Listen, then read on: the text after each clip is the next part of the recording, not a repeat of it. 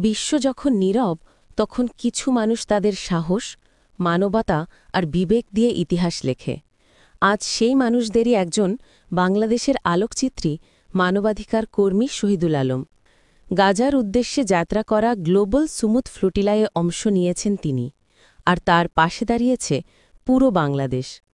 বাংলাদেশের অন্তর্বর্তী সরকারের প্রধান উপদেষ্টা ড.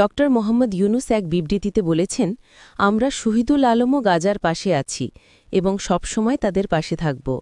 তিনি বলেন, গ্লোবাল সুমুদ ফ্লোটিলায় অংশ নেওয়া শহীদুল আলম সহ সকল অংশগ্রহণকারীর নিরাপত্তা নিবিড়ভাবে পর্যবেক্ষণ করা হচ্ছে।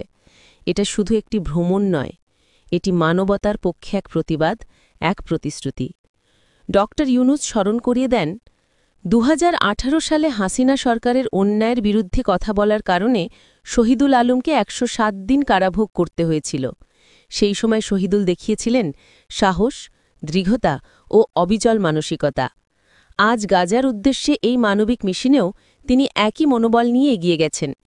শহীদুল আলম আজ কেবল একজন ফটোগ্রাফার নন, তিনি বাংলাদেশের অদম্য চেতনার প্রতীক, একটি জাতির বিবেকের প্রতিধ্বনি। ড. ইউনুস তার বিবৃতিতে আরও বলেছেন, গত মাসে জাতিসংঘে আমি বলেছিলাম, মানবজাতির অগ্রগতি আজ ধ্বংসের মুখে। গাজার মতো মর্মান্তিক বাস্তবতা পৃথিবীর কোথাও নেই।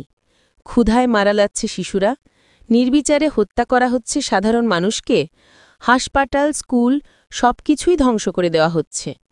এ যেন মানবতার বিরুদ্ধে যুদ্ধ।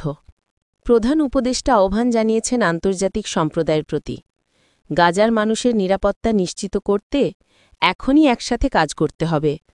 মানবিক সহায়তা বাড়াও, শান্তির পক্ষে দাঁড়াও, কারণ গাজা মানে কেবল এক ভূখণ্ড নয়, এটা মানবতার পরীক্ষাক্ষেত্র।